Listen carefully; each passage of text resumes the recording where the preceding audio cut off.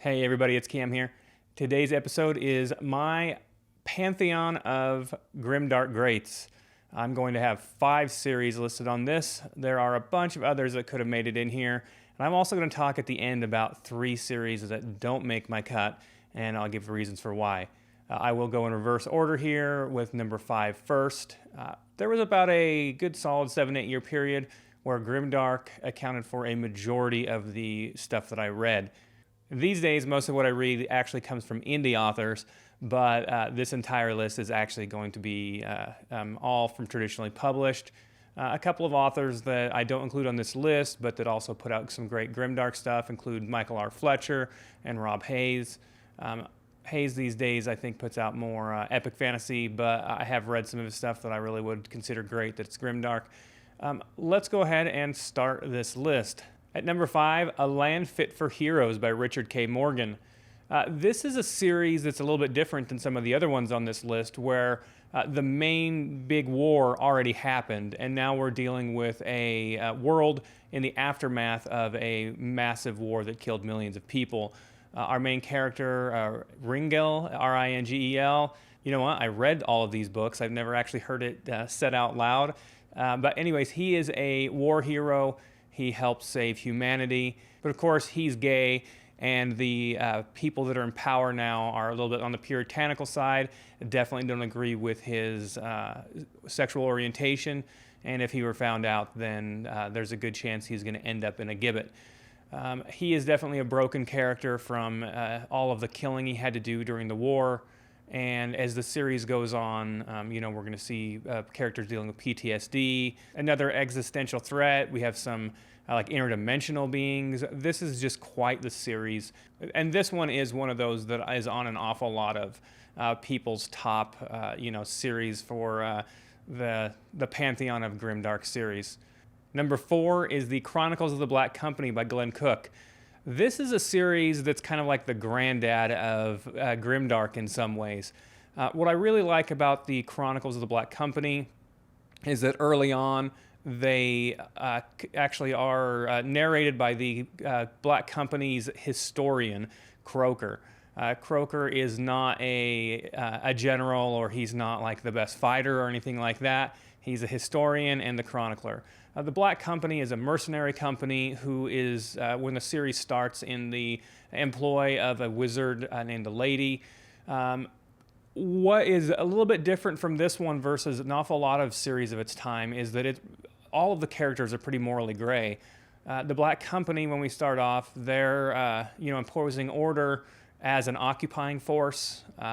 All of the wizards who are ruling all these places, they're immortal, or they're trying to stay immortal, and they're fighting each other. They don't really have any regard for the common person. They're not trying to rule the lands to be good people. They're all basically a little bit evil, if anything. I really liked just how morally gray the characters were. There's a whole bunch of books in this one. The first ones are the Chronicles of the North, and that's where Croker is the chronicler. Farther on in some of the books, he'll end up being like the company's commander, and it's quite an extensive series. Number 3 on my list is a very familiar one for a lot of people for a whole lot of reasons, and that is A Game of Thrones by George R.R. Martin. Obviously, this one went huge when HBO picked up the series. And also, it's controversial in some ways because Martin has never finished the series off, despite having a lot of time to do so. You know what? I think that at this point, I don't actually care if the series ever gets completed. I enjoyed all but the last season of the show, and I still, despite thinking that the last season should have been 2, and because of it being 1, it kind of ruined things, I still am going to kind of use that as my headcanon for now of how the series was finished. This whole series obviously is an analog to Britain and France and their history. And I really just liked how we had such morally gray characters. We had so many characters that are killed off.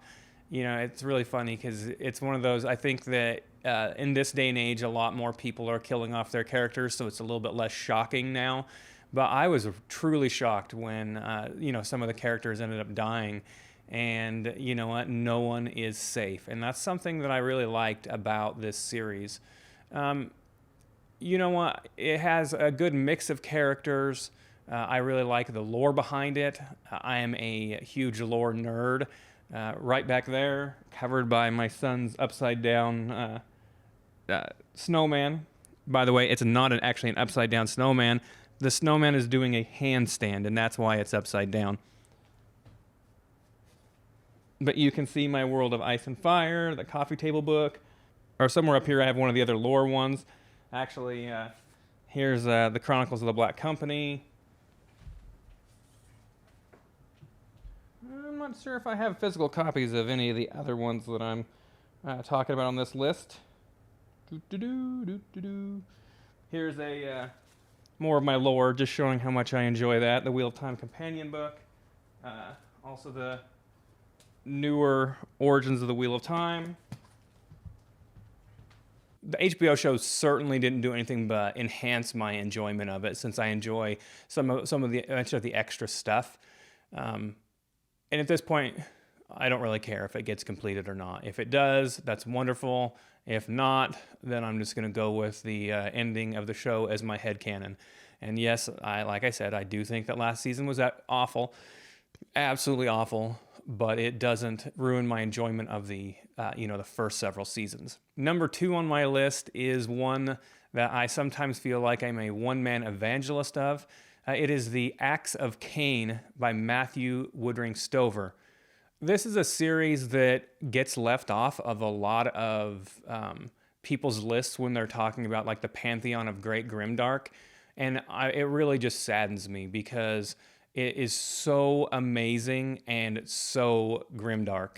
This book follows a man named Harry Michelson, who was actually an actor, but somehow on Earth, the primary world, we have discovered a way to basically send people into a secondary world in another dimension. And that world has magic. It's like, like your typical D&D style of a world. And Harry Michelson doesn't use magic, but he is one of the greatest assassins of this other world. So basically, he will actually go into like a machine that will transport his body to this other place. Billions of people on Earth are wired into their own, and they are actually seeing this other world through Cain, as he is called in this other world, through his eyes. And in this other world, he kills lots of people. He's an assassin. He has to do what he does. He's being told by the studios, who basically run Earth at this point, who to kill, and they on Earth shape politics through the people like him. He actually ends up kind of going rogue because his wife, he's estranged from at this time, but she is a magician and she goes missing, and so through this he just deals with a dystopian world. We have a ton of inequality on Earth. There's obviously lots of inequality on this other dimension as well. The inequality on our own planet, at this point, we have basically like caste systems again. Harry Michelson, being a actor, is actually a caste. So it's just like such a grim and bleak world. You actually have 2 grim and bleak worlds in this series. I know there's some other YouTubers, Patrick Leo. He's one of my favorites. He is a big fan of this series as well. But I really feel like if you're looking at the big lists, that this is one that gets left off an awful lot. I really like just the moral ambiguity of everyone involved. Cain is killing people on another dimension because studio heads are telling him to. Those studio heads want politics to be shaped the way that they are, so that they stay in a constant state of chaos, so that the ratings can stay up and people like Cain can have work. It's just one of those things where it's just truly dystopian and, I guess a sci-fi grimdark. And then my number 1 favorite grimdark series of all time, it's actually a 2-parter. It is the Broken Empire Trilogy by Mark Lawrence, as well as the Red Queen's War Trilogy, which is set in the same world. What you have in these 6 books is a post-apocalyptic Earth. Thousands of years ago, humans broke through the veil of reality and now there's magic, there are mutants, you have trolls, you have all kinds of bad things. There was a nuclear holocaust. Large parts of the earth are uninhabitable or are going to lead you to, being genetically mutated. And now we're dealing with basically a feudal era society, not a lot of technology, although our main protagonist in the first trilogy, Jorg, he does end up finding technology and uses some. He actually will have a human AI that will talk with him, that can see things on some of the satellites that are still left. But Jorg is a real controversial character for a lot of people. My own wife really disliked him. She disliked the first trilogy of this. But I liked him in a grimdark sense. He's a teenager, but he's like a psychopath. He kills tens of thousands of people over the course of the series. His ultimate goal, this is the Broken Empire trilogy, is to reunite that empire at all costs. He does not care who gets hurt, how he does it. He has a very murderous band of thugs who are his main enforcers. And, he starts off as a count, and he's going to, try to unify the empire. The second part of that is one that I think a lot more people enjoy the main character of. That is Jalen. That's in the Red Queen's War. He's set in the same universe, same time period, but he's mainly based out of what was once Italy, and he all he cares about is getting laid and getting drunk. But he ends up being thrust into the politics of having to save the universe, basically, and the entire time he doesn't want to. He thinks he's a coward, but he'll go into like a berserker mode, and next thing you know, he's killed all of the people trying to get him, and he's blacked out the whole time. Everyone thinks he's like a war hero, right? But he's always getting himself into trouble because he is sleeping with nuns or whoever he can. And I just found them to be a lot of fun. Jalen is probably one of my top 5 favorite characters in all of fantasy. I think I included him maybe my top 3 in that list that I put out a couple months ago. Just a fun series with that second part of it, whereas Jorg is more of like a psychotic killer. I thought that they were a great combination. Also, I think it really shows the growth of Mark Lawrence as an author. The first one, The Prince of Thorns, is his first novel. And I do really think that you can see just marked improvement in every one of those books. So maybe the first one's not the greatest of all of his books. I think I actually only ended up rating it like a 3-star when I went back and reread it. But I've actually read both series 3 times now. So I'm a big fan of him. I'm also a big fan of all of his non-grimdark work as well. The only thing that I didn't give a 5 out of 5 after that for is his newest book, which I feel like just has too much prose and is too flowery for me. And it's one that I think is going to have a mass appeal wider than his Prince of Thorns series is going to. So A Land Fit for Heroes by Richard K. Morgan at number 5. The Chronicles of the Black Company by Glenn Cook at number 4.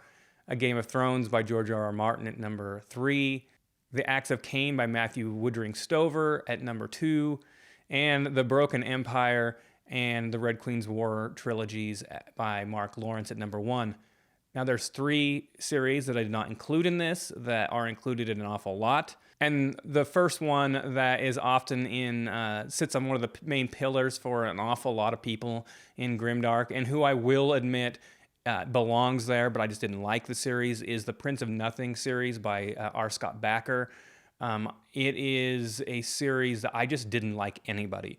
I think that, it's perfectly grimdark. There's, millions of people will die during the course of this series. All of the main characters are basically monsters. And it truly is grimdark. But you know what? I can admit that it's great and that it should be on that grimdark pantheon, but I don't like reading it.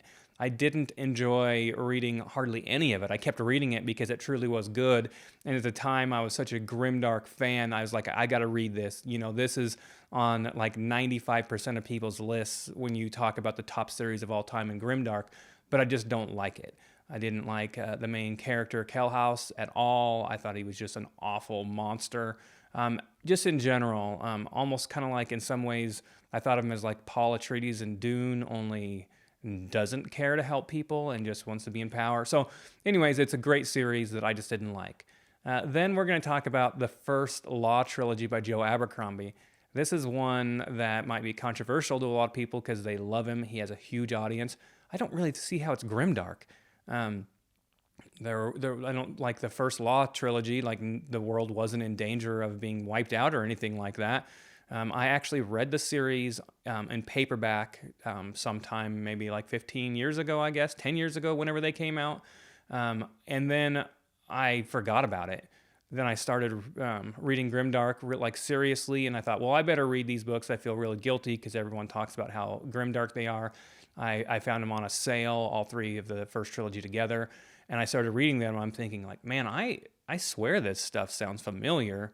I'm sitting there reading about Glocta and that kind of stuff, and I'm like, man, I swear I've read this before. Then I went down to the basement, found my box of books, and of course, those 3 books were in a box in the basement. Turns out I'd read the whole series and forgotten about it. I just don't really see how this even classifies as grimdark. Even on Mark Lawrence's website, has them listed up there of like over a 4, which puts them in the top 10 of the grimdark books. But they're not really that grimdark. Yeah, sure, Glocta, it sucks. He was tortured and, now he's an awful human being, but there's no existential threat to all of the world in those first 3 books. I did buy the first audiobook of the next trilogy, and I'm going to give that one a shot here in the new year. We'll see how that goes. Maybe, that'll be better. Everyone tells me that they're among the greatest audiobooks of all time. So we'll see how that goes. But I just don't even think that the first Law Trilogy is grimdark at all. Then the last one that I want to talk about real quick is the Malazan Book of the Fallen by Steven Erikson. This is my second favorite series of all time, right behind Wheel of Time. In the last 3 years, have re-listened to the audiobooks once a year. I've read the whole series a couple times, so I'm at least 5 times now that I've gone through the whole series. I love it. I love the main series. And there is that existential threat to, more than one world. But I just don't feel like it's truly grimdark. I think that Steven Erikson himself has said that he doesn't consider it grimdark, that there's always a thread of hope through so many of the characters, and a lot of the characters have compassion. They make decisions, sometimes ones that are fatal to themselves in order to save other people and to save the world in some cases. And I really do feel like there's just too much of a thread of hope throughout the entire series for it to truly be grimdark, even if maybe the world could be classified as that, especially in some of the books when we're dealing with like the death cults from the Broken God and stuff like that. There's certainly elements of it and periods of some of the books that are truly grimdark, but I just think that element of hope is just too much for it to truly be grimdark. It's the most epic fantasy series of all time as far as I'm concerned, so it's not like I'm throwing it out there adrift, even for as much as I love it. I hope you guys all have a wonderful Christmas. I'm going to put out a couple more of these, these lists, since right now I'm only reading second and third books of series that were on my top 5 books of the year. So, because I mostly try to do spoiler-free, I'm not going to include a whole lot of these unless I haven't already done it in, YouTube form. Thank you all.